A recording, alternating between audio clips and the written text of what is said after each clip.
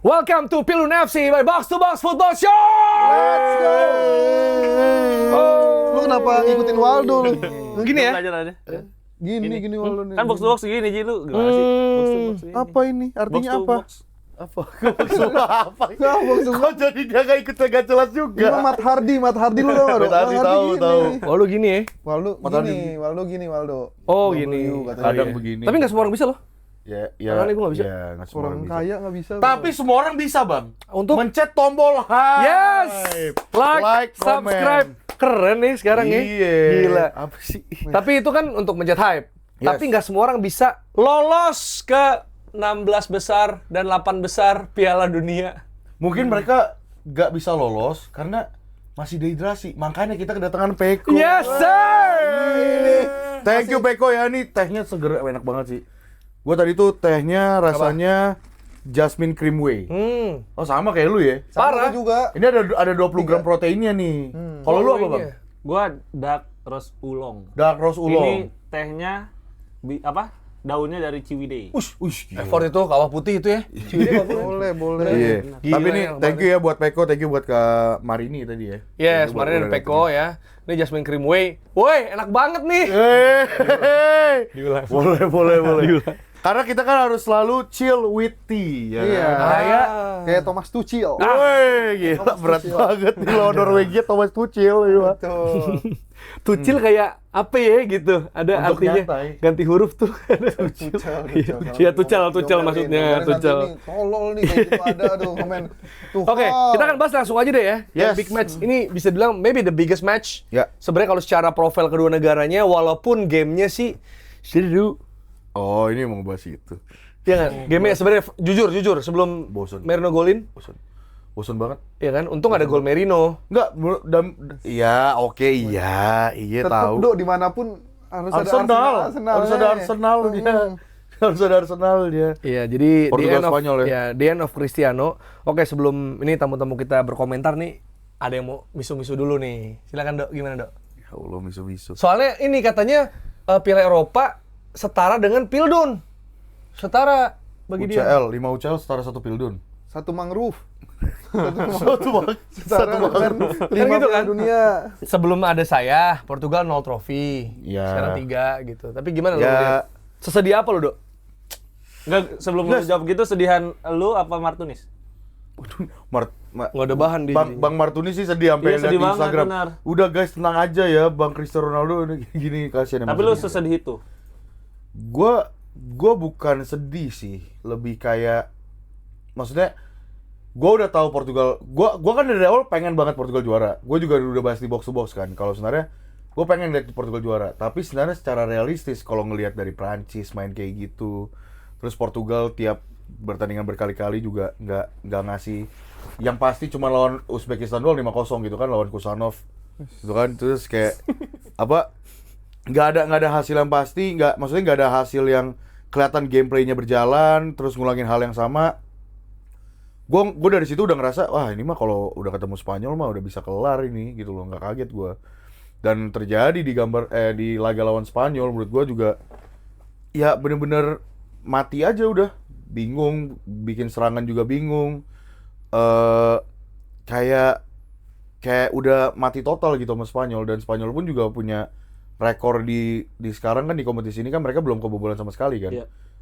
Kredit buat Pau Kubarsi juga yang mainnya bagus, tapi ya ngelihat dari kemarin mainnya kayak gitu terus nggak ada peluang sama sekali, bahkan peluang terakhir aja sundulan masih ngelebar dan lain-lain. Nggak ada pergantian bold statement kayak Cristiano Ronaldo digantikan kayak Kroasia.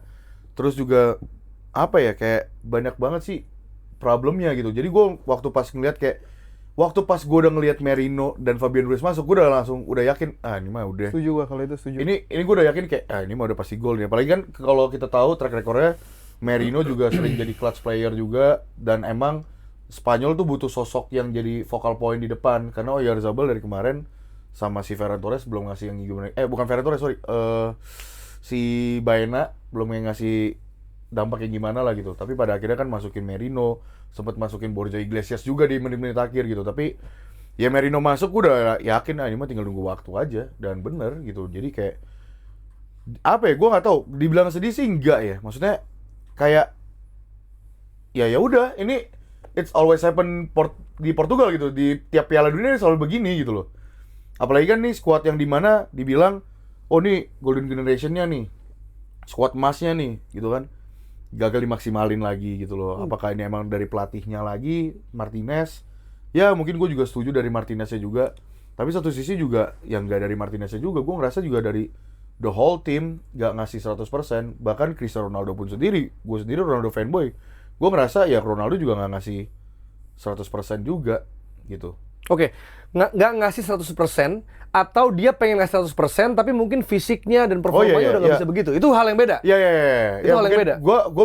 Gue mungkin bisa ngasih ke poin yang kedua ya. Maksudnya gue sih berani bilang level dia mungkin memang udah bukan di level-level yang emang turnamen yang sekelas kayak gini gitu loh. Tapi Messi masih. Apa? Tapi Messi masih di level segitu. Kok langsung nggak denger waktu tadi ngomong? Messi masih. Ronaldo udah nggak. Kalau Ronaldo menurut gue dengan peran dia jadi striker doang terus habis itu nunggu di depan, enggak sih, kayak gitu kan lebih gampang dibaca untuk direbut sama pemain kan. Mungkin karena lebih tua juga kali ya. Banyak hal sih sebenarnya, maksudnya iya Ronaldo juga salah gitu, tapi kayak kok bisa kayak misalnya lu punya Vitinha, lu punya Bruno Fernandes, lu punya Bernardo Silva di situ juga, lu punya winger ya oke lah Pedro Neto sama Leo mungkin bukan yang salah satu karakter gimana gitu kan, ada Joao Felix juga, tapi nggak bisa ngasih dampak yang signifikan gitu, yang dimana kayak kita ekspektasiin Prancis dari awal, oh ini bakal ngeri banget nih tim, dan terjadi di turnamen. Portugal diekspektasikan, oh ini bakal jadi ini nih, mereka bilang juara Piala Dunia, bakal bilang jadi ini. Tapi pada saat turnamen, ekspektasinya malah berbalik gitu kan. Jadi gue ngerasa kayak, ya ada dari pelatihnya juga, waktu itu gue juga sempat bahas dari pelatihnya, dari pemilihan pemain, terus dari pendekatan pelatihnya pada saat, apa nih yang mau lu lakuin gitu loh. Misalnya, ngelawan tim yang agak mid-block, rapi, lu kayaknya nggak butuh winger-winger pacey deh, tapi butuh pemain yang bisa ngisi pocket space kayak Joao Felix gitu. Tapi terkadang nggak dilakuin sama dia dengan tepat gitu. Kadang baru masukinnya di babak kedua gitu loh. Jadi ya problemnya banyak gitu loh di Portugal gitu menurut gua. Oke, kita bahas Portugal dulu. Gimana Za, lu ngelihat kiprah Portugal ini yang mana kalau untuk urusan Piala Dunia nggak tahu kenapa ya ada ganjelannya aja gitu. Waktu itu kita sempat bilang Jepang kayak diramal atau diduga jadi kuda hitam, ada aja keplesetan. Ini Portugal juga menemui masalah itu gitu. Padahal kalau lihat apa ya generasinya gitu, bahkan eranya Luis Figo, Rui Costa juga kan sebenarnya serem juga di klub gitu. Cuma ya mentok aja gitu. Sebenarnya kalau menurut gua, laga menghadapi Spanyol justru salah satu match yang lebih baik Oke. dibandingkan laga-laga sebelumnya buat Portugal. Karena itu kan Secara apa nih? Secara pendekatan. Oke. Karena kalau kita ingat 32 besar itu kan lawan apa? Lawan Kroasia. Lawan Kroasia itu sebenarnya Roberto Martinez judi aja dengan 4 pergantian yang langsung itu kan. Iya. Langsung 4 pergantian, Gonzalo Ramos masuk, makin banyak pemain di depan. Gelandang tuh sisa 2 kan sampai akhirnya Ruben Neves masuk lagi tuh pas udah skornya imbang kan. Jadi kalau menurut gua kemarin justru mereka secara kontrol permainan yang nggak kalah-kalah banget dibanding sama Spanyol, walaupun Spanyol chance-nya lebih banyak. Cuman ketika mereka sudah bisa nahan seperti itu, menurut gua Spanyol yang ambil risiko lebih besar ketika mereka memasukkan pemain-pemain yang bisa memberikan perbedaan kayak Ferran Torres, ya termasuk juga Merino itu kan walaupun gelandang ganti gelandang ya, tapi secara karakter beda gitu. Merino banyak masuk ke kotak penalti dan itu yang mungkin nggak dimiliki sama 3 gelandang intinya si Spanyol gitu. Jadi menurut gua secara kontrol berimbang, tapi Spanyol ambil risiko lebih dibandingkan sama Portugal. Padahal menurut gue Portugal pun punya beberapa pemain yang mungkin bisa memberikan impact lebih dari bangku cadangan. Karena pergantiannya Roberto Martinez kan kayak like for like aja gitu ya.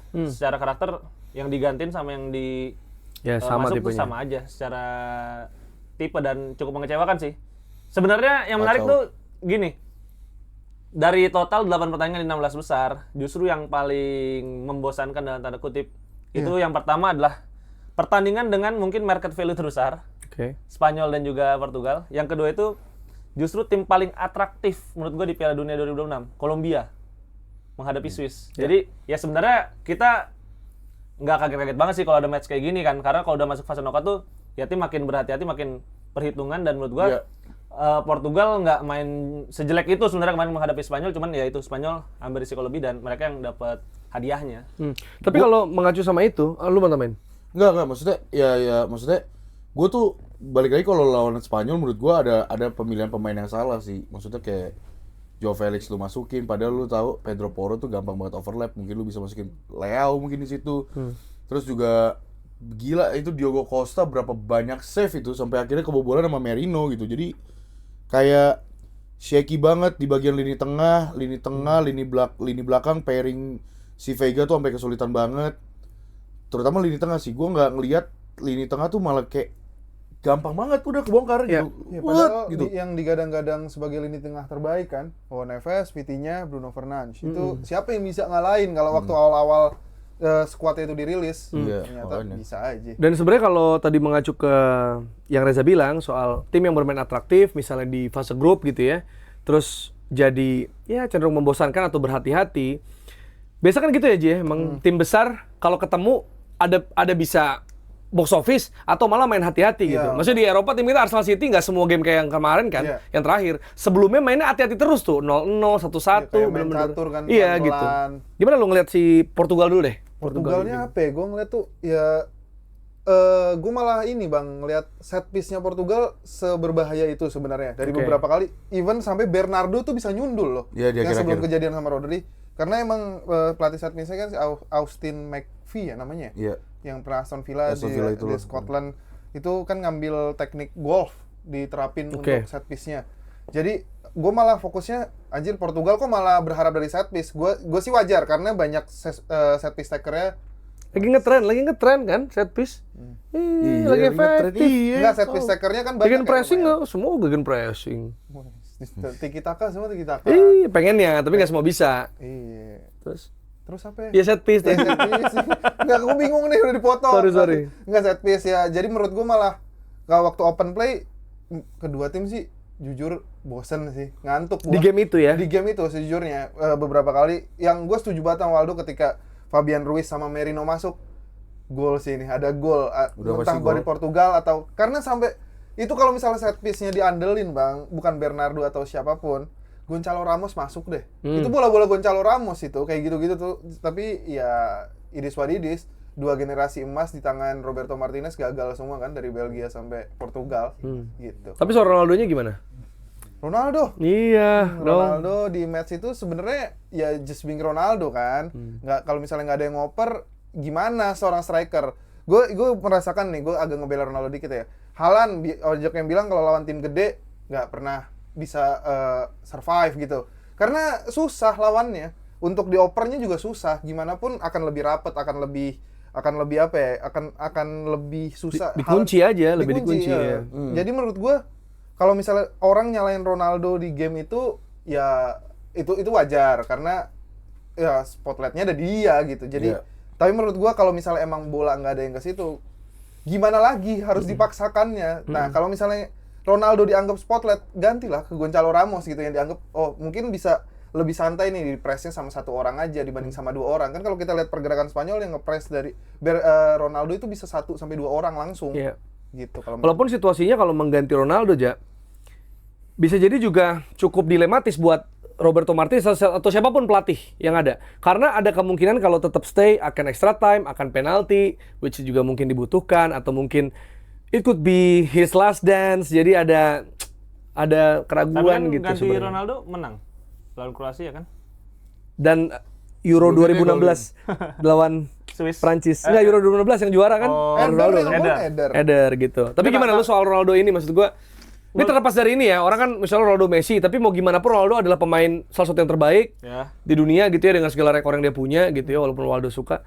Maksudnya kita harus fair gitu. Cuma Kenapa untuk ada gitunya ya? untuk di Portugal ini nih, karena orang banyak masalah Roberto Martinez, masalahin juga 3 gelandangnya, bola nggak nyampe, terus ekspektasi Ronaldo. Kalau lu view-nya gimana nih tentang dinamika ini? Menurut gua masih oke jadi pilihan utama ya. Ya Ronaldo tetaplah Ronaldo gitu di usianya yang sudah tidak lagi muda, tapi ya itu ketika lu stuck dengan satu pilihan kan harusnya ada plan B, Makanya. plan C dan plan D-nya. Nah, itu yang kemarin Roberto Martinez itu kok harus kalah dulu sih? Sampai dia bisa berani buat ngambil keputusan kayak lawan Kroasia kan tertinggal dulu kan. 1-0 dulu. Akhirnya kan terlihat pas lawan Kroasia itu ketika ketinggalan dari 4-3-3 kan jadi kayak 4-2-4 tuh Ya. formasinya Portugal. Nah, karena kemarin 0-0-nya sampai menit 90, nah akhirnya Portugal Nggak nggak sempet. Kebobolannya kan menit 91, justru itu kan yang paling bahaya kan, ketika lu 0-0, kebobolan menit 91, akhirnya nggak ada waktu untuk bisa respons. Nah itu yang gue lihat dari Roberto Martinez kemarin, jadi dia nyaman dengan situasi 0-0 itu, dan itu yang pada akhirnya dimanfaatin sama Spanyol ya. Dan gue mengapresiasi sih Luis de la Fuente ya di turnamen kali ini, karena Spanyol, kita ingat Spanyol tuh terakhir kali juara 2010 itu kan menangnya 1-0 terus tuh. Iya. Di fase knockout ya kan, lawan Paraguay. Bahkan sempat kalah di partai pembuka ya, lawan Swiss 1-0 juga, Iya. 0-1 juga. Jadi menurut gua Spanyol sekarang ini lebih bisa mengontrol dibandingkan misal kita bahas lah pertemuan terakhir lawan Portugal di Nations League Final 2025. Itu kan Spanyol 2 kali unggul, terus 2 sama, terus kalah adu penalti kan Spanyol lawan Portugal. Terus kita ingat di Euro 2024, Spanyol memang bagus tapi mereka lebih atraktif. Nah sekarang tampaknya Spanyol lebih dewasa gitu sama De La Fuente yang gue lihat, termasuk di laga menghadapi Portugal kemarin. Iya, benar sih. Maksudnya kayak gua nggak kaget sih, maksudnya Spanyol juga dengan komposisi skuadnya yang sekarang juga si Oyarzabal jadi lini depannya, strikernya, terus juga lu punya gonta-ganti center attack midfielder, gonta-ganti lu ada Fabian Ruiz, Dani Olmo, Ferran Torres gitu kan. Terus ada siapa satu lagi? Gue lupa lagi. Fermin gak dibawa ya? Fermin gak dibawa. Tapi Alex Baena gitu kan. Belum lagi Nico Williams juga masih belum fit gitu kan di sini. Jadi kayak Dan dua wingback jago banget ya. apa? Dua wingback di turnamen ini jago banget. Korea sama Pedro Porro. iya. Pedro Porro tuh mainnya kemarin bagus banget. Makanya itu gue mempertanyakan, maksudnya Pedro Porro bisa sampai sebebas itu dia bisa dapetin crossing ke dalam kotak penalti Portugal, nggak ada yang ngejaga dia. Plus kemarin juga Nuno Mendes di menit 60-an cedera, diganti sama Nelson Semedo bener. Jadi kayak ya gue udah nggak kaget kalau emang dari awal nih ya ini mah Portugal bakal kalah. Tapi pasti nggak yang sampai dibantai gue ngerasanya. Nuno Mendes sih menurut gua kemarin bagus banget. Iya, bagus Itu banget. kayak menurut gua Yamal beneran. Mana nih Yamal yang orang-orang biasa lihat gara-gara Nuno Mendes nggak bisa gerak sama sekali, itu keren sih. Dan menurut gue pemain terbaik di Portugal ya selama Piala Sepakat. Dunia ini Nuno Mendes. Sepakat. Cuma Nuno Mendes doang. Dari dia yang set piece goal, terus habis itu selalu progresi bola ke depan dari sisi flank kiri di back kiri. Cuma Nuno Mendes doang menurut gue yang hidup, sisanya back kanannya nggak ada. Nah, itu bek kanan gue pengen ngomong. Dia katanya ini Matheus Nunes jangan semenit maininnya. Kalau mau Masalahnya gini bang, di City satu musim nggak tergantikan Enggak, dia. tapi Cancelo susah ganti Cancelo. Iya tapi Cancelo bagus banget, masih Cancelo bagus. sih, gue tahu bagus, cuman kalau mau sprint nih, adu sprint Nunes gue masih. Iya, ya mungkin. tapi ya, gini mungkin. loh, tapi technical masih tapi gini, Cancelo. kalau ini kita ngomongin timnas ya, tim nasional ya, ini gua kacamata netral ya. Kalau ngomongin tim nasional kan biasanya karena mereka persiapan yang nggak sebanyak itu, nggak sepanjang itu juga bareng, pasti yang aman, yang biasanya gitu. Makanya ya Pickford, apakah Pickford kiper terbaik Inggris? Debatable. Tapi bisa jadi ada juga yang perform lebih bagus. Unai, Iya kan? Unai. Bukan gue yang ngomong ya. Tuh, dia mau kesono, Bukan arahnya. gua yang ngomong, Unai Simon. Performa terbaik yang lagi bagus di kiper Spanyol bukan Unai Simon dong. Robert Sanchez. Juan Garcia lah. Robert Sanchez. Iya bisa jadi mereka ya kan. Kalau ngomong performa loh. Tapi kecocokan sama sistem, kebiasaan ya Unai Simon dengan sistem De La Fuente. Toh nggak kebobolan juga. Hah? Iya, terbukti nggak kebobolan. Terbukti nggak kebobolan. Ya udah mau gimana? Ya kan emang ya udah bagus gitu.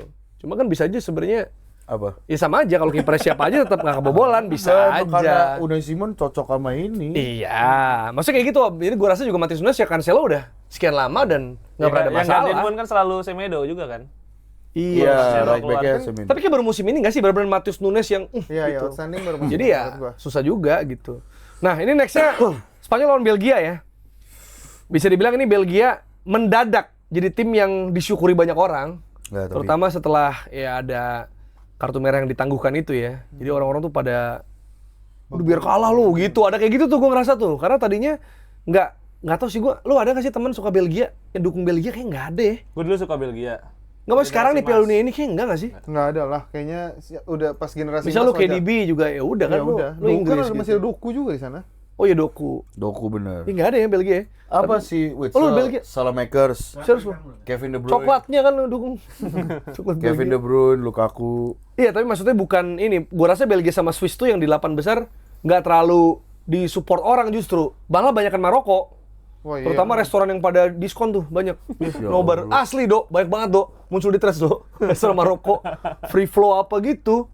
Sawarma ya, sawarma. Shawarma Maroko ya? Enggak lah. Maroko tuh makanan-makanan Timur Tengah, tapi Iya, ada shawarma Maroko. enggak, tapi shawarma enggak. Iya, terus gitulah. Nah, ini Spanyol lawan Belgia. Gimana kalau lu Diji ngelihat ini Spanyol belum Gua tadi kebobolan? sebelum Kan bahas dulu. sebelum lu nge-tag, gue bilang malu kayak bisa nih Dok, Belgia malah yang Kalian Spanyol? Enggak. nggak tahu, kalau nyalain Spanyol nggak tahu, tapi kayaknya ngasih kejutan sih, tahu-tahu ngasih kejutan aja. Kejutan tuh kayak Mesir gitu. Iya, kayak bukan kayak kalau Mesir Kejutan tuh segimana? bisa kayak Maroko lah, kayak Maroko yang nggak diunggulin gitu loh Bang, yang Oke. 2022 gitu loh ngalahin. Ini Belgia. Belgia. Enggak lah. Enggak tadi makanya dia kan ngomong enggak, tapi gua ada waktu Ada rasa. Ada rasa Karena ketika- Maroko ngalahin Spanyol juga dulu. Iya, dan Yang waktu sebelumnya. dan ini dia ngalahin tuan rumah USA gitu loh. Jadi kayaknya bisa ini ada gitu-gitunya. Spanyol. Enggak, Belgia dong. Iya nggak, maksudnya Belgia ngalahin Spanyol dong. Menurut gua kayak ada Sekalinya bisanya. jebol tersingkir gitu Spanyol. Kayaknya Gila. ya. Kayaknya ya. Karena Menurut gua, apa-apa, tapi apa yang ini justifikasinya apa? Kenapa Belgia menurut lu ada peluang di atas Spanyol nih? Dari Spanyol segi- kan diunggulin juga kan dari awal. Bahkan gua prediksi Spanyol juara. Oke. Lu juga Yes.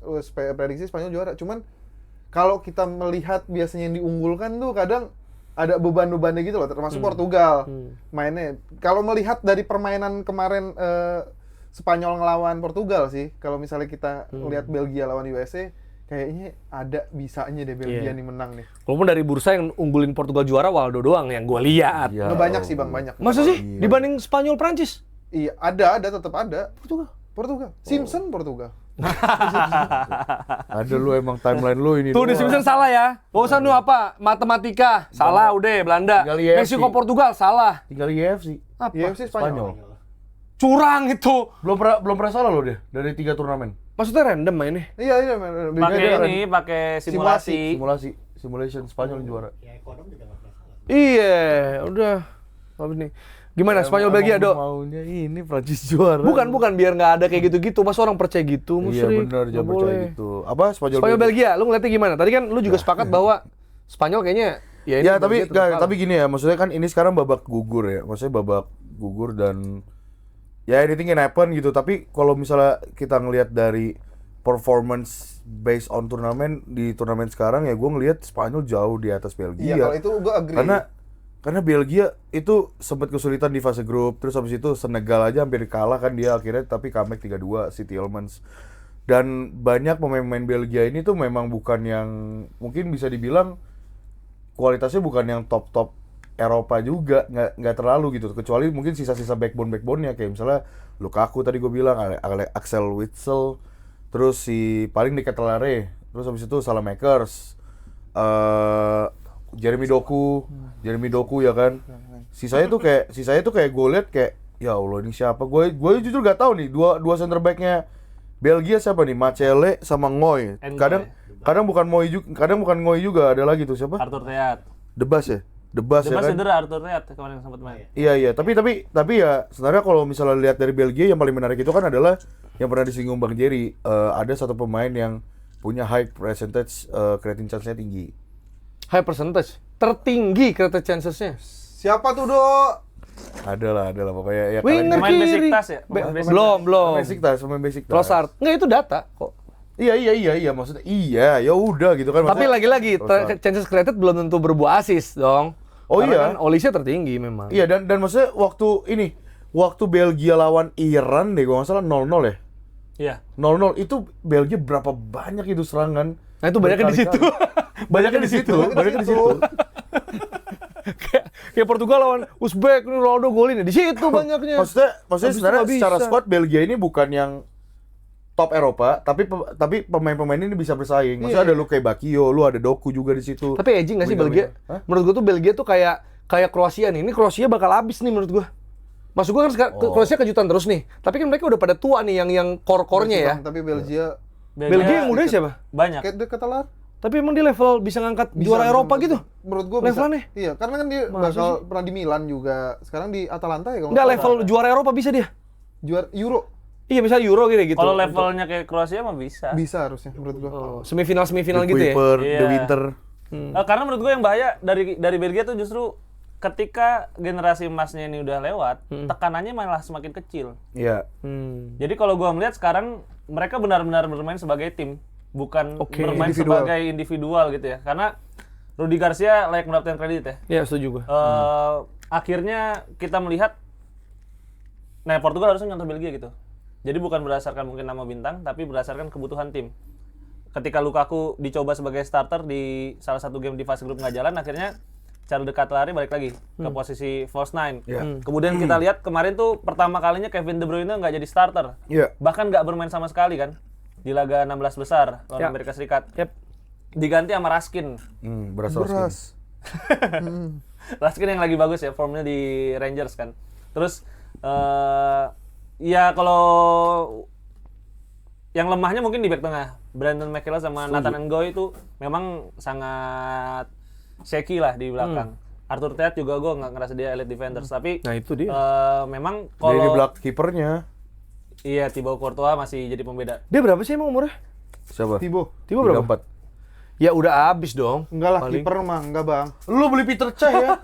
Enggak, tapi Courtois-nya enggak kalau Di timnas dong. Lu beli Peter Cech? Enggak, World Cup selanjutnya 38 main dia masih.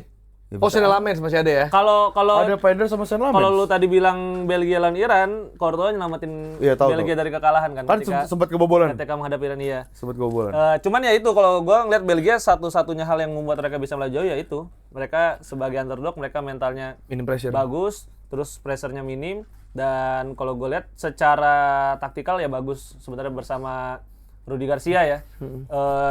Kalau bilang tadi misalnya apakah udah mulai tua gitu, gue merasa regenerasinya Belgia lebih baik dibandingkan sama misalnya ke Kroasia ya.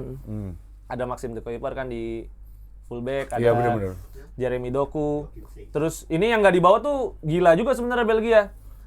Winger Ajax. Wonderkid ya Ajax. Mika Götze, Mika Götze. Mika Götze nggak dibawa. Mika Götze itu bagus. Gelandang yang Cody De Winter, enggak, gelandang yang Onana, Tielemans.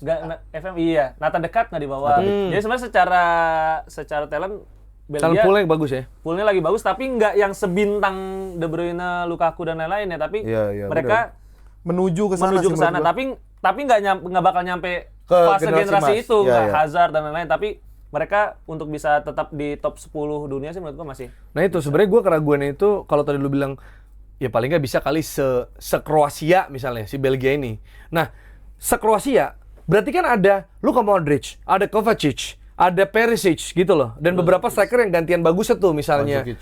ya Mandzukic, sempat ada Budimir.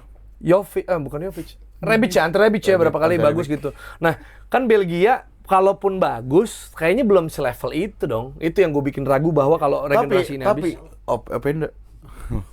Openda emang Belgia ya? Lupa Nggak gua. dibawa Iya, nanti. iya, Openda Ya nggak maksudnya dibawa. apakah segitu? Maksud tapi- gua Modric, Kovacic mah wah Tapi kelas ini lah. menarik banget tuh. Kalau misalnya Belgia sampai menang lawan Spanyol, ini mereka nyamain rekor mereka terjauh di Piala Dunia semifinal lagi.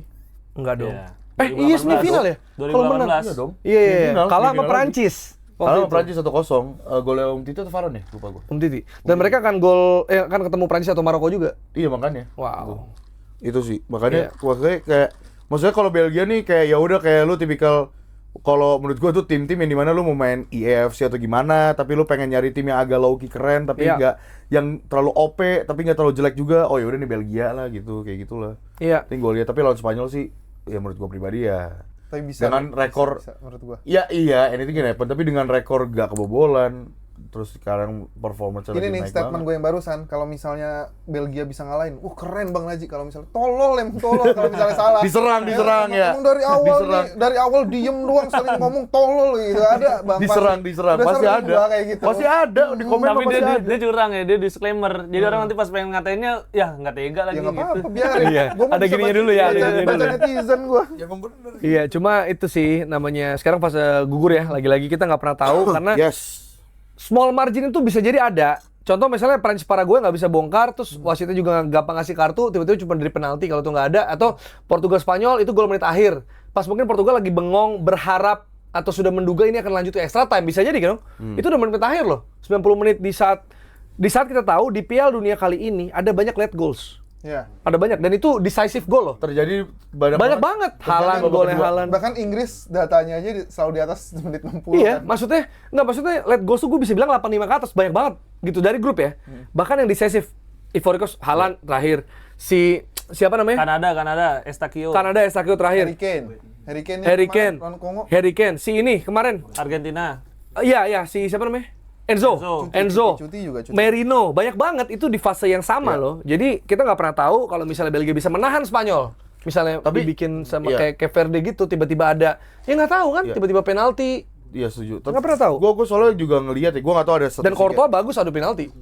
Bisa aja, kita nggak tahu. Iya, not bad lah, bukan Ya not bad, yang maksudnya bagus lah. dia kiper bagus dong Iya. gitu. Tapi gue juga setuju, maksudnya ini dari yang analisa gue ya. Ini gue nggak tahu ada data statistik atau apa. Tadi bener yang menit-menit akhir bener. Dan banyak banget tim baru bisa ngebobol atau biasanya tuh baru bisa mulai game on-nya tuh di babak kedua. Biasanya Yes. tuh babak pertama kebanyakan 0-0 dulu, Harrison saling break ngeliat dulu. atau kayak incar tipis dulu nih 1 atau 2 gol. Kalau nggak dapat ya udah 0-0 babak kedua baru tuh biasa game on-nya di babak kedua gitu. Itu udah gua ngeliat dari round of 32 sih. Iya. Terjadi kayak gitu. Ya dan ini kita akan geser ke topik yang Waldo suka banget ini ya. Argentina versus Mesir, di mana setelah Brasil gugur, tim Waldo cuma Mesir. Sisanya. Tim ini. Tapi Iya. dan hampir menang. Tapi dan masih hampir bisa menang. dari Ya, Jujur tim Dita Mesir Argentina, yang terakhir. Dita Argentina dan dia kayaknya FIFA tahu siapa yang lebih butuh duit katanya gitu loh. Dia ngomong di grup, kok Mesir lu ngeri banget. 2-0 siapa Padahal- yang duga? Nggak ada nggak yang duga? Jujur-jujuran, ada nggak duga 2-0 lawan Padahal lu pas ngechat gue lagi tidur itu. Jujur aja, gue bangun-bangun. Masuk gua kaget sih gua. Bangun Tapi bangun. kalau main kayak gitu sih itu hampir 3 loh kalau yang itu nggak dilakukan kan. Iya. Iya. Gila sih layak tapi. menang sih Mas. Sebenarnya. Iya, sebenarnya. Counternya gila banget gitu. Lu bilang layak menang, Ji. Hati-hati serang lu. Sama siapa yang nyerang? Iya jadi oke gimana? Karena lu udah ngomong sambil minum kan? Iya. Minum Gimana? Peko. Iya Peko ya. Iya, apa Gimana layak menang kenapa sih emang? Enggak, menurut gua kalau misalnya ya enggak lah, kalau menang kan di ending ya. Takut. Ini langsung.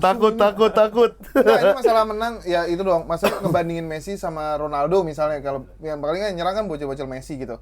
Ngebandingin Messi sama Ronaldo mah sebenarnya udah selesai lah di 2022 itu udah selesai. Ronaldo mah dibandinginnya sama Lewandowski, Benzema. Menurut gue itulah. Kalau sama Messi udah bukan levelnya. Berarti Messi nggak ada levelnya. Nggak ada. Messi ya udah another level. Sendiri dia. Sendiri, Maradona lah dia boleh deh. Maradona. Enggak, tapi kalau misalnya di game kemarin sih menurut gue emang gimana pun, aduh anjing. Enggak nih. Ngomong aja, kalau lu nggak berani gua nih duluan mulai. Ya udah dulu deh. Gua ini biar gua bisa milih-milih Nggak, katanya dong. ini tapi gua nggak bakal. takut. Nggak ada takut. Nggak, ini gua Lu kalau mau bold statement jangan ciut karena teman-teman lu diem. Nggak, ini kalau gua disclaimer, gua kan dan gua nggak tahu ya ini kecuali mungkin haters ya yang tiba-tiba muncul emang karena pengen Lu lihat disclaimer statement. terus nih jangan di podcast Iya. disclaimer ini. Enggak, karena gua udah selalu ngomong di box to box, gua udah capek kalau soal wasit gitu. Oke. Soal inkonsistensi kita udah pernah bahas panjang lebar. Oke, jadi menurut lu ini wasit ngaco gitu aja. inkonsistennya ngaco. menurut Di, gua. di game ini wasitnya ngaco. Konsistennya ngaco iya. Konsistennya ngaco. Di game ini doang. Argentina Mesir. Oh banyak game-game lain kan makanya gue bilang. Oke. Gue paling males ngebahas wasit mau dimanapun. Kalau misalnya peraturannya masih kayak tiap tahun lu coba gonta-ganti. Kalau misalnya kok ada yang beda, ada yang UEFA Champions League peraturan begini, di Liga begini, di Piala Dunia begini gitu loh. Terus ada apa? Walaupun memang mungkin kita semua tahu lah penonton Piala Dunia. Oke ada update peraturan baru nih, ya kan? Kalau misalnya terjadi apa? Misalnya udah gol, tapi ada foul, boleh dicek VAR, ya kan? Walaupun tadi gue sempat ngomong sama Bang Dex, sebenarnya kalau di peraturannya, ini kalau misalnya ngomongin contoh golnya si siapa? Golnya si Zico yang dianulir, itu kan ada foul sama Lisandro Martinez. Sebenarnya di peraturannya itu berlangsungnya udah lama, gitu loh. Jadi nggak harus dicek VAR sebenarnya, harusnya. Karena jauh. Iya, tapi balik lagi, kenapa lu dari awal bilang, maksudnya yang di bold statement itu kenapa yang paling awal bilang tuh adalah kalau misalnya VAR-nya, kalau misalnya ada terjadi pelanggaran, bakal dicek VAR kan? Nah itu kan, ini sekarang kita tahu dari mana nih? Menit dan durasinya. Durasi dari foul itu terjadi sampai ke golnya. Kita nggak tahu gitu kan. Lagi-lagi loophole lagi tuh, ya kan? Terus habis itu banyak yang bilang juga harusnya kalau misalnya itu dicek, harusnya yang salah juga dicek. Yang salah jatuh. Hah? Dijatuhin Alvarez kan? Dijatuhin Alvarez ya? Iya. Yang salah, pokoknya salah jatuh deh di Atau yang Licha Atia. yang gol ketiga terjadi, gol ketiga Argentina itu Walaupun tadi banyak yang bilang juga itu katanya soft tackle, kalaupun anggaplah itu dicek VAR, itu juga soft tackle. Tapi at least kan konsisten yang kita bahas ini adalah kalau tadi Argentina lu cek, kenapa yang ini nggak dicek? Gitu loh. Itu yang itu ya. Dan gua maksudnya gua udah capek ngomongin wasit gitu loh. Gua makanya paling males banget ngebahas wasit karena ya kayak gini, konteksnya kayak gini. Tapi kadang kan kalau konsistensi. setahu gua tuh ada yang via audio doang, ada yang via visual juga. Kadang di Premier League kita juga sering kayak keputusan tuh udah ada di audio. Kayak enggak final decision-nya enggak ini. Tapi infield decision-nya Ya, infield. ini no penalty, cuman waktu dicek oke penalty tanpa harus ngecek layar. Ya. Nah, itu yang sebenarnya kemarin mungkin ada audio decision yang menurut gua nggak tahu. Ya makanya kan maksudnya gue juga nggak tahu nih. Maksudnya kan belum ada juga dari FIFA-nya juga yang ngerasa apa sih? Kayaknya perlu ada biasa kalau kayak gitu-gitu kan kadang ada rekaman ini di Premier League pernah terjadi kan? Sering. Misalnya ada rekaman ininya terjadi apa boleh tolong cek VAR gak? Boleh tolong cek ini atau gimana gitu kan? Tapi ini nggak ada gitu kan? Ya udah. Maksud gue cuma mempermasalahkan konsistensi wasitnya. Kalau ngomongin Argentinanya, gue jujur aja, gue nggak berani bahas banyak tentang pertandingannya. Gue cuma nonton pada saat Mesir golin, Messi free kick tiang. Udah habis itu gue tidur. Ya lu pikir udah menang 2-0 tuh. Enggak, tar dulu. Gue udah mikir 1-0 udah menang. 1-0 Mesir. Menit 14 golin. Ini mah gue bilang ini mah Argentina juga bakal golin lagi. Tapi gue nggak expect kalau misalnya si Mesir itu bisa nyetak 2 gol. 2 gol. 2 gol dan kok bisa? Itu makanya banyak fans Mesir juga kecewa. Maksudnya kecewanya itu adalah kok bisa lu kebobolan 3 gol di 15 menit terakhir? 12 gitu. malah. 12 malah ya. 12 di menit. Secara menitnya 13 Makanya aneh lah, banget 13 gitu kan. menit. Jadi kayak ya udah Lu kok maksudnya nggak head watch tumben lu? tidur gua Capek. Karena dia capek udah tahu Argentina bakal Iya. menang. Lu kan bingung kan nih, gimana wasitnya seperti apa gitu. Nah, Reza dari komite wasit, kebetulan nih KWI. tahu dia langsung Wasit gitu. Karena ini Irlandia. ada ya tadi insiden B pertama yang konten wasit. Iya, ini wasit konten namanya. insiden pertama ya? Oh iya. Insiden Marouane Atia sama Licha Martinez, tapi yang insiden salah ini beda. Kalau ngomongin inkonsistensi wasit, kadang misalnya mengacu ke Premier League ya, terjadi di wasit berbeda, pertandingannya beda. Ini di pertandingan yang sama, wasitnya sama. Ya kejadiannya ya tipis-tipis lah ya, dan lokasinya sih agak beda gitu. Gimana Za lu ngelihat lokasi sama stadionnya. Iya, maksudnya titiknya beda, Dok. Semua orang nih bener-bener. Iya, saya mewakili wasit internasional. Nah, Enggak, gue pengen bahas 2 hal ya. Pertama Oke. wasit, yang kedua nanti soal pertandingannya. Oke. Yang pertama soal wasit gue sepakat soal inkonsistensi. Jadi kita bahas yang gol dianulir dulu. Oke. Jadi untuk wasit, tadi kan Walu nanya, ini berapa detik sih? Berapa lama sih bisa ditarik? Jadi berdasarkan rules of the game, itu ada yang namanya Ilmu nih. APP. APP itu Attacking Possession Phase. Jadi fase ketika lawan menyerang pertama kali ngerebut bolanya itu kapan? Nah itu APP. Tapi APP ini akhirnya diperdebatkan di momen tersebut. Apakah APP-nya ketika Licha Martinez bolanya direbut, atau ketika Hasan itu bisa melewati Tagliafico?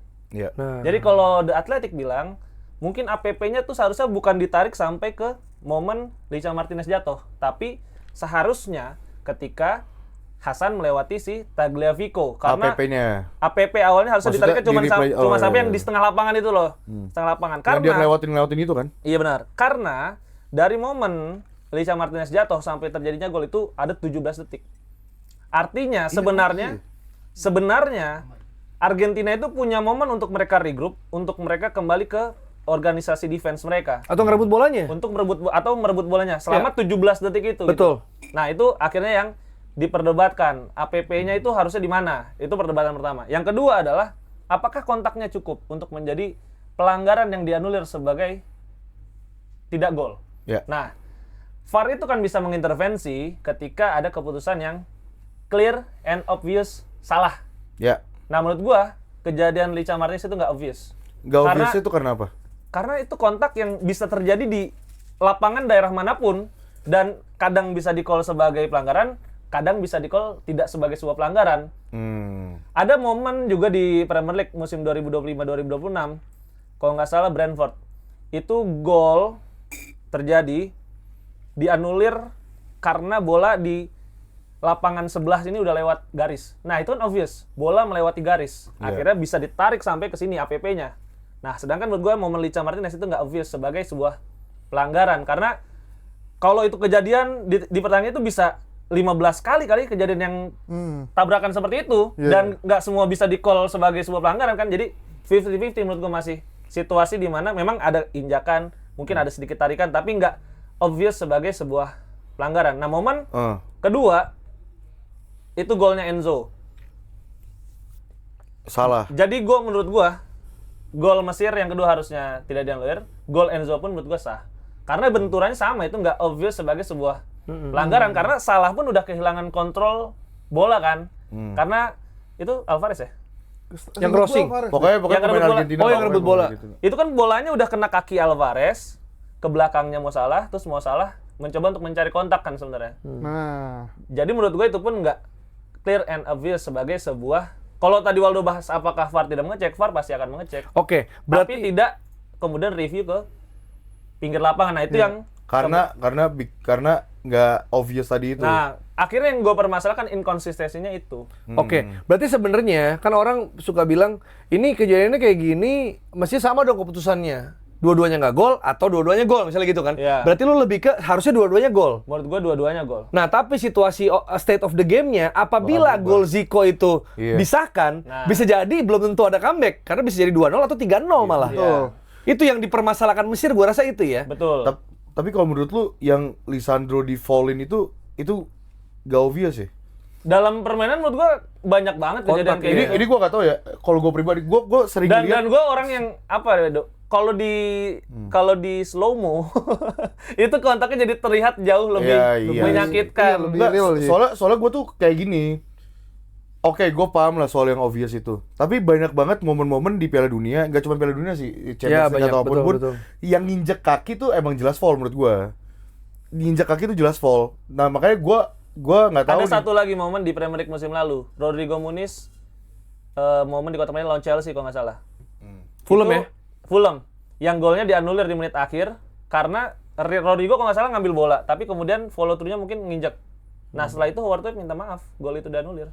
Nah. Jadi nggak semua kontak, nggak semua injakan itu bisa dikatakan sebagai Nah, sebuah makanya- pelanggaran. Obvious itu maksudnya kayak emang disengaja untuk. Obvious itu yang menurut gue yang Clear banget. Jelas. lu nanya ke 10 orang, 10-10-nya jawab itu pelanggaran. Ya. ya makanya kan itu kan harus ada kesepakatannya. Makanya balik lagi ke gue setuju sama Waldo, inkonsistensi. Semuanya kan semua Ya. tergantung ada juga Perspektif wasit. wasit juga. Iya, kalau tensinya tinggi harusnya nggak usah pelanggaran deh kayak gini. Ya, ada gitu juga loh kadang Ada. wasit. Hah? Maksud lu kalau kayak Nah, gitu? Enggak, kadang kalau misalnya- Atletik juga bahas itu. Atletik tuh bilang, kalau yang gol yang Brentford yang dianulir itu kan obvious, bolanya keluar walaupun di sisi seberang. Nah, kalau ini kan subjektivitas wasit. Ya ada subjektivitas wasit juga. Misalnya terakhir deh City ketemu Arsenal, itu tensinya tinggi. Nggak usah dikit-dikit kartu deh. Ada kayak gitu dong, karena tensinya dari awal udah Mas tuh tinggi. Haaland Gabriel. Haaland Gabriel dan lain-lain. itu loh. tuh apa? Gue lupa lagi waktu itu. Tapi tuh Bilangnya apa ya, Bas? banyak di sports lain juga gitu. Maksudnya ketika lu game stake-nya tinggi, ketika lu dikit-dikit foul, basket pun lah, misalnya gue lihat, ketika stake-nya tinggi, kan dikit-dikit foul misalnya. Nah itu akan jatuhin tempo permainan yang lagi intens gitu loh. Jadi kadang dibiarkan sama sang wasit. Cuma kan ini kalau berkaitan sama pelanggaran, nah ini krusial karena gol. Kalau misalnya kalau ngomong basket deh, ya lu 2 poin lu kejar lah. Maksudnya nggak, lu butuh sedetik 2 detik juga bisa lu kejar itu loh. Tapi ketika ini gol, yang mana ini akan menggandakan keunggulan, memang pressure-nya besar. Ya, jadi ya sebenarnya ya gue juga sepakat bahwa itu harusnya dua-duanya gol, gue sepakat. Jadi yang Enzo juga gol, tapi yang Mesir itu gol. Tapi kalau gol Mesir itu disahkan, which bisa 2-0 atau 3-0 dengan gol tambahannya, belum tentu kejadian comeback ini terjadi. Sebenarnya Ya, gitu tapi sih. what if-nya kan banyak ya. What if-nya banyak, betul. Cuman kalau yang in game kemarin menurut gua ya ini kekalahan Mesir mirip sama kekalahan Senegal lawan Belgia sih. Bagaimana ketika mereka sudah dalam situasi unggul 2-0, kita lihat pergantiannya kan pas 2-1 itu justru masukin Omar Marmus. Yes. Kalau kita bicara soal realistis, seharusnya Mesir mencoba untuk mempertahankan keunggulan kan. Emang salah Marmus. Jadi menurut gue juga mungkin karena terbawa tensi pertandingan ya, gue ngeliat Hosam Hasan sih kayak Bisa nih gue gua bisa lebih nih main bagus, nambah gol Iya, lagi. iya, Bukan mereka mencoba untuk dewasa, akhirnya mempertahankan Ya, kemenangan. nggak biasa di posisi itu juga mungkin. Dan menariknya kemarin itu adalah game dengan jumlah crossing terbanyak Argentina sejak dilatih sama Lionel Scaloni. Nah, dan semua proses golnya kan crossing. dari crossing. Termasuk gol kemenangan. Iya. Tapi Lautaro yang crossing. Lautaro. golnya Enzo gila sih, jujur aja gue nggak bohong. Golnya Messi juga menurut gua oke loh, tapi Lautaro-nya ya yang Lautaronya salto tapi agak deflection gitu nggak sih? Jujur Iya. gue kalah cepet Gini, sama notifnya Nabil. Nabil di grup Pildun kayak ting, aduh ini ada sesuatu dia nih pasti nobar di nih. sono, nonton di sono dia. Agak dia di Nonton di Malang, TV, nonton di Malang. Mungkin dia. TV lebih cepet ya. TV lebih cepat daripada streaming. Jadi Lautaro lagi nendang, teng, teng, Nabil. Ya, gol ini. Spoiler. Jadi kalau boleh leg crossing nih, cet kan gue nonton di HP, lagi ting, ting, gol ini. Nonton di HP nggak Gol boleh ini. telat. Lu nonton Sinyalnya kali, enggak gila, Maxstream gua pakai. Ya gitu ya, jadi itu yang sebenarnya bisa free bisa flash, mempengaruhi, free flash. bisa mempengaruhi. Oh iya sorry. Bisa mempengaruhi.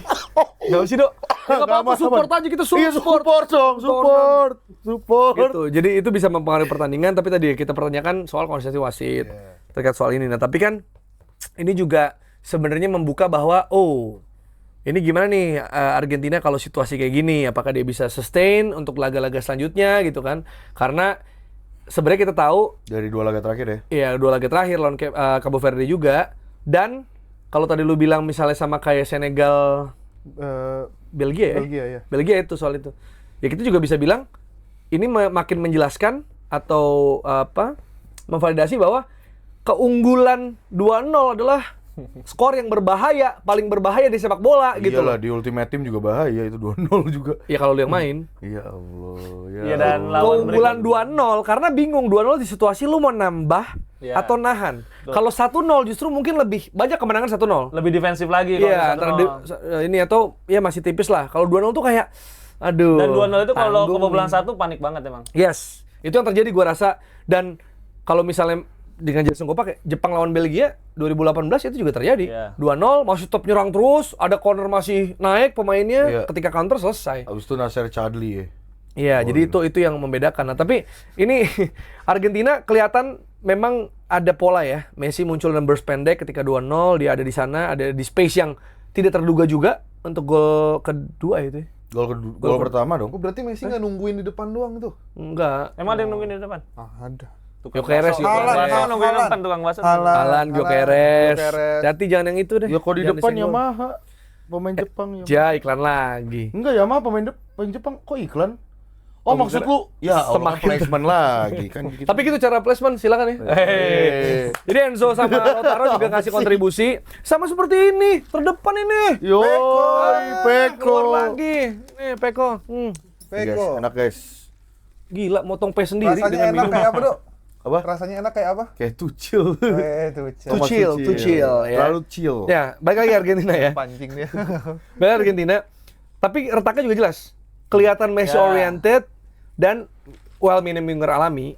Walaupun nggak semua tim butuh winger, tapi kalau main crossing kayak gitu yang lu bilang. Winger yang mana yang crossing adalah Lautaro gitu. Nero-nya juga bikin kuat di tengah, tapi kalau lawan bisa keluar dari counter press, itu yang terjadi. Itu ya selain gol kelas dunianya pemain Cabo Verde, tapi kalau counter kayak Mesir gitu, at least 3 kali loh bola masuk ke gawang Ya. gitu loh. Gol kelas dunianya Cabo Verde dari pemain kelas kabupaten tuh, Dok. Itu Cabo Verde itu. Iya bener. Nah ini Nomor gimana 12. kalau kita lihat akan menghadapi Swiss? Yang mana ya itu. tadi agak membosankan juga, tapi kita tahu ya mereka juga punya pemain-pemain yang bisa Nah, long range. sebenarnya kalau misalnya orang bilang bagannya Argentina terlalu gampang, tapi ternyata walaupun bagannya gampang, jalannya sulit loh Argentina dari Cape Verde. Terus kemarin ketemu sama siapa tadi? Mesir. Hampir kebobolan, tapi asisnya salah bagus sih. Yang dianulir itu, Dok. Jujur bagus itu. Itu yang si Hasan tadi ngelewatin berapa orang itu? Iya, sampai akhirnya salah ngumpet cek gitu doang, Dok. Itu bisa muter gitu Bising bolanya. gitu.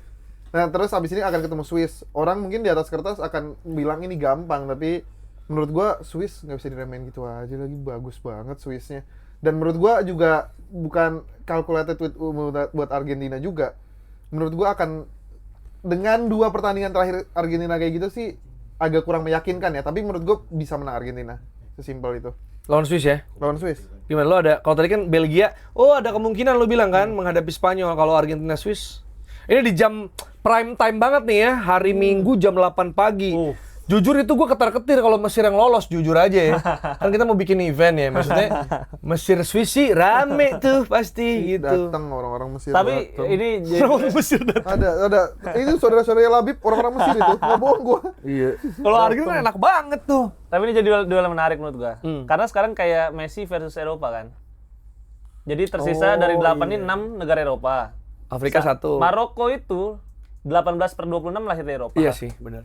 Jadi Messi versus Eropa kalau gue lihat, dan mungkin Argentina yang mainnya agak beda sendiri karena kayak yang kata lu bilang tadi Bang Jar, Messi oriented sangat terlihat. Ya. Karena Argentina ini berdasarkan analisis dari technical study groupnya FIFA ya, mereka salah satu tim yang mengandalkan masuk dari channel tengah ya. Oke. Jadi Messi itu bergerak ke tengah dan selalu mencari ruang di antara back sama gelandang. Iya. Dan memang itu yang terus dicari. Jadi semua sirkulasi bola ke depan kayak harus lewat Messi dulu gitu. Kalau kita melihat Argentina main.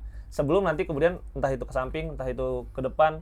Tapi memang physicality gelandang mereka mulai dipertanyakan karena Alexis McAllister, kemudian Enzo. kemarin Enzo itu ketika berduel dengan gelandang-gelandangnya Mesir, duel-duel di tengah, mereka agak kesulitan. Yang lebih agresif ya. Beradu kecepatan juga kesulitan, dan kita tahu Swiss nih tim yang lebih baik menurut gua Yes. dibandingkan dengan Mesir. Kalau Ada- kalau Murad sih yakin. Ya. Hakan juga yakin. Iya, Murad yakin. Hakan juga yakin. Dan gelas Hakan syukur bisa. Gak akan yakin apa ini? Ada yakin ada. Hakan yakin ada. Ada akan yakin. Ya lu jelasin akan yakin siapa? Siapa dia? Langsung trivia. Basic Dia touch. masa setiap ada pemain aneh langsung trivia berdua dah. Dimanapun, mau off cam, mau on cam, tetap dimanapun. Dan gelandang Swiss tuh menurut gua bisa menawarkan physicality yang merepotkan buat Iya, Argentina. Sama kayaknya lebih kreatif ya. Karena ada Granit Xhaka, ada Tahu yang pemain mau ke Chelsea itu? 8 juta doang masa nawar. Tapi mau ke Chelsea kan? Ya kan ditolak 8 juta. Kaptennya Sunderland. Leverkusen. Leverkusen iya. Sunderland. Leverkusen sama Nah sebenarnya bukan gue yang Arsenal banget. Kalian ini ada salah senggol-senggol terus. Enggak, Nah, tadi tapi ini Bang Jer, Arsenal lu. masalah beratnya Swiss itu sebenarnya cedera mereka paling parah. Ya. Iya semuanya. Bukan ini serius. Semuanya logo ini Kagak, kan. kagak. Ini serius. Logo palang merah gitu. Mereka udah mirip kayak Maroko di 2022. Nah, ini serius nggak nih? Serius. Mereka udah mirip kayak di Maroko di 2022. Soalnya itu jokesnya Dex, semua pemain Swiss cedera. Itu jokes. Iya, itu jokes 98 itu. Nggak, tapi ini serius. Piala Dunia 1998. Di match 16 besar kemarin ada 3 pemain yang nggak masuk ke daftar susunan pemain. Oke. Johan Manzambi 3 gol 2 assist, sangat Oh kehilangan iya, itu mereka iya. kemarin. Terus Lucas Jacques, Bagus back ya. tengah mereka, sama Michael Iviser, Oke. 3 pemain cedera. Ruben Vargas sama Djibril Sow juga tidak dalam kondisi fit. Kenapa akhirnya Ruben Vargas kan kemarin masuk dari bangku cadangan. Jadi secara pemain mereka lebih terbatas. Tapi seberapa krusial aja? Sangat krusial kalau kita lihat Oke. Johan Manzambi kan 3 gol 2 assist. Terus Ruben Vargas kan walaupun kemarin masuk dari bench, impact-nya Iya. terasa. Karena Swiss ini memang tim yang sangat terorganisasi. Kolektif, ya. Dan mereka banyak bermain direct lewat para winger cepat kan. Dan Ndoye Iya. sama si Ruben Vargas. Jadi Iya. kayak kemarin kan Fabian Rieder coba gantiin, nggak bisa. Di tengah Ardon Jasari coba gantiin si Manzambi juga nggak bisa. Dan pada akhirnya memang seberapa banyak pemain yang mungkin bisa kembali fit nanti ketika menghadapi Argentina juga akan sangat berpengaruh. Iya. Gua rasa sih kalau Argentina mau menang lawan Swiss ya. Kalau Argentina mau menang lawan Swiss, mereka harus menang 90 menit. Kalau enggak, ya kita tahu Swiss juga suka menyingkirkan tim-tim unggulan gitu ya. Karena Karena 2 dia Hah? nyingkirin dari penalti itu, tapi nggak di sini kan? baru Nggak, maksudnya Prancis sama kemarin. apa? Iya menang adu penalti tapi baru 2 kali dia. Prancis sama Kolombia. Prancis sama Kolombia. Prancis di Euro kan? Iya, Ya, Euro. 2020. Ya tapi maksudnya itu waktu itu Paris juga lagi gacor banget tuh. Maksud gua 16 finalis, 18 juara, masih di unggulan tuh. Masih ada Jan Sommer, mau gimana pun tuh ada faktor berbahaya lah. Ini Embolo kalau bisa ganti pemain kesukaannya Bang Dex. Siapa itu? Okafor. Oh iya Dino. Okafor. Gitu. Okafor. Itu jadi preview 2 tim haji ya. Ya. Norwegia dan Inggris, satu tim jagoan D, satu tim yang menunjang ekonomi. Akan kita bahas di Pilun FC episode 17. Yes. Dan updatekan juruhan akan kita sampaikan juga di episode selanjutnya. Dadah.